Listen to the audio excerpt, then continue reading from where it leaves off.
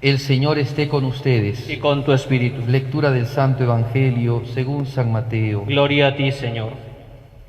En aquel tiempo subió Jesús a una barca, cruzó a la otra orilla y fue a su ciudad. Le presentaron un paralítico acostado en una camilla. Viendo la fe que tenía, dijo al paralítico: «Ánimo, hijo, tus pecados están perdonados». Algunos de entre los escribas se dijeron: «Este blasfema». Jesús, sabiendo lo que pensaban, dijo: «¿Por qué pensáis mal? ¿Qué es más fácil decir: tus pecados están perdonados, o decir: levántate y anda? Pues para que veáis que el Hijo del Hombre tiene potestad en la tierra para perdonar pecados», dijo dirigiéndose al paralítico: «Ponte en pie, coge tu camilla y vete a tu casa». Se puso en pie y se fue a su casa. Al ver esto, la gente quedó sobrecogida y alababa a Dios, que da a los hombres tal potestad. Palabra del Señor. Gloria a ti, Señor Jesús.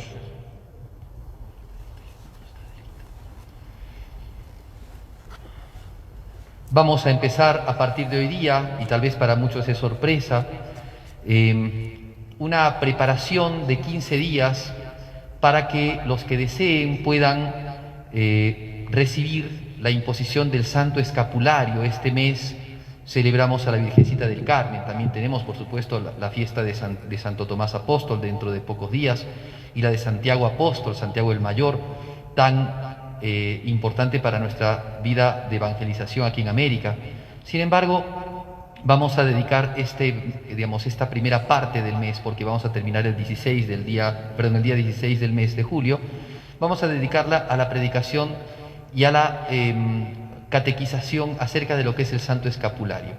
Por dos razones fundamentales, porque algunos comentando, charlando principalmente con la gente del equipo Criterio Cristiano, vamos viendo cómo hemos hecho preparaciones para la consagración a San José, cómo hemos hablado también del Rosario de la Virgen María, y lo acabamos de terminar, y ahora vamos a entrar en otra cosa, y ciertamente esto implica muchísimo esfuerzo y sacrificio, porque es estudio, es preparación diaria, continua, y es en bien de todos ustedes, pero vale la pena, ¿no? Hay una frase que dice: el bien hay que hacerlo pronto, porque el mal no pierde el tiempo.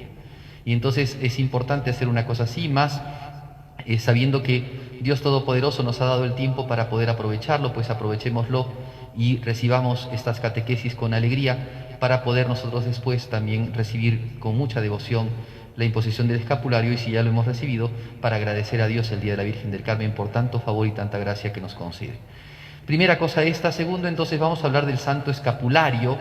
Muchos sabrán de él, otros no tienen ni idea, entonces voy a ir desde el origen de todo esto.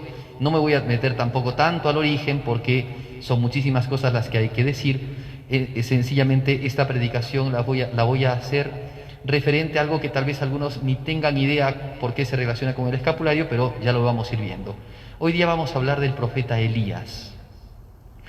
La relación que hay entre la orden carmelitana y el profeta Elías es una relación muy estrecha, porque al parecer los hermanos carmelitas, tanto los frailes como las religiosas carmelitas de vida activa y de vida contemplativa, cifran su fundación primera, antes inclusive de la llegada de Jesucristo, como una especie de fundación primera de hombres dedicados a la oración en el Monte Carmelo por el profeta Elías. Y eso lo voy a explicar un poco hoy día, y después vamos a ir desarrollando un poco más.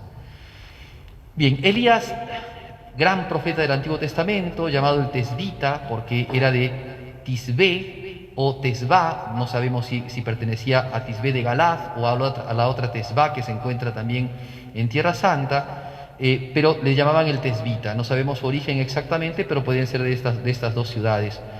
Elías aparece 900 años antes de la venida de Jesucristo. Ya han venido los reyes, ya el tiempo de los jueces ha terminado. Ha venido el tiempo de los reyes, primero con Saúl, después con David, el gran rey David y su hijo Salomón. Y después ya ha venido en decaída la monarquía por la mala vida de muchos de los reyes. Y es el caso del rey que le tocó al profeta Elías, el rey Ahab. Ahab se había casado con una mujer cananea, y eso estaba en contra de lo que estaban dentro de las leyes judías. Los judíos debían de casarse entre ellos. Y este se había casado con una mujer cananea, mala mujer perdida, metida en idolatrías y brujerías, llamada Jezabel. De hecho, otros textos como el Apocalipsis hablan de esa Jezabel, ¿no? Hablando de una mala mujer, ¿no? De una mujer dedicada a la prostitución, pero no la prostitución en cuanto a, digamos, a la utilización del cuerpo para el lucro, sino de más bien dedicarse a la idolatría, ¿no? Porque la prostitución del corazón es la idolatría.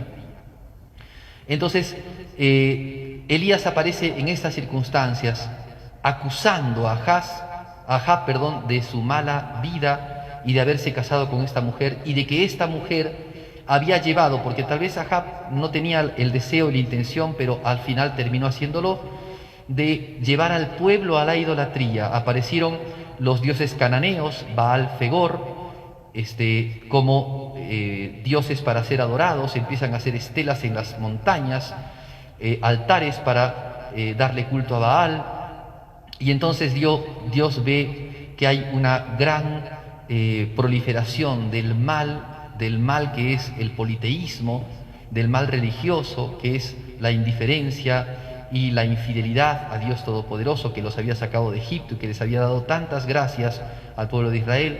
Y entonces aparece el profeta Elías para hablar, ¿no?, en contra de la mala vida que llevaba Ahab y que llevaba su esposa. Su esposa Jezabel odiaba profundamente a Elías y quería matarlo. Elías tiene que huir varias veces, escapando de la muerte, porque le habían jurado la muerte. Jezabel le había jurado muerte a Elías. Y es así que entonces Elías pide a Dios, porque ve la proliferación del mal, pide a Dios que no llueva 3 años. Y entonces en el monte Carmelo sube al monte Carmelo con un discípulo, con un siervo, y le pide a Dios y le rezó pidiendo que no lloviera. Y Dios envió este mal al pueblo de Israel para buscar su conversión. Esto fue en el monte Carmelo. A partir de allí se va a establecer en el monte Carmelo. El monte Carmelo es una de las montañas, no es una montaña tan alta, tiene 548 metros sobre el nivel del mar, está junto a la ciudad de Haifa, actualmente en Tierra Santa, y esto está a las orillas del mar, es al norte de Tierra Santa, es una verdadera montaña, no es una invención, sino que es una montaña, el monte Carmelo. La palabra Carmel viene de la palabra hebrea jardín de flores, es como un jardín hermoso, porque realmente manifiesta una belleza de vegetación exuberante, es una zona muy bonita en Tierra Santa, ¿no?, el monte Carmelo. Pues ahí se estableció, y ahí dice, en esa montaña hay muchas cuevas naturales que sirvieron primero a Elías y después a la comunidad de profetas, porque a partir de allí Elías tuvo como discípulos y se estableció una comunidad de profetas allí. Uno de ellos era Eliseo, y Eliseo tenía también otros profetas que estaban junto con él. Les llamaban profetas, pero eran más bien hombres austeros que vivían una vida ascética ya en ese tiempo, dedicados a la contemplación y a la búsqueda de la unión con Dios. Entonces ya podemos observar aquí, hasta ahí nomás me quedo, cómo esto de la congregación de las órdenes religiosas del Carmelo, que se establecen en base al amor de la Virgen María, empiezan a aparecer en base a la figura de Elías, el profeta de Dios, que busca la gloria de Dios y la santificación de las almas, y que al ver cómo anda el pueblo tan mal, perdido y olvidado de las cosas de Dios, pide a Dios que envíe una señal para que el pueblo se convierta, y Dios envió esa señal. Ahí empieza, podríamos decir. Quien quiera unirse a estas reflexiones puede acudir al primer libro de los Reyes, donde se habla de esto, al segundo libro de los Reyes, donde también se hablan de estas cosas. Solamente es buscar al profeta Elías en los libros de los Reyes y ahí van a encontrar muchos datos acerca de él. Yo sencillamente esto lo termino aquí para mañana hablar un poco de lo que será la obra que hizo en el Monte Carmelo contra los profetas de Baal. Pidámosle a nuestra Madre, la Virgen del Monte Carmelo, que ella nos conceda la gracia de conocer en profundidad esta devoción tan hermosa, que es entender que ella es, como le dicen allí en la montaña del Carmelo, la estrella del mar, pero también la Virgen, que es el jardín cerrado de Dios, de la cual vienen tantas gracias que Dios envía a sus hijos. Pedimos estas gracias a la intercesión de María.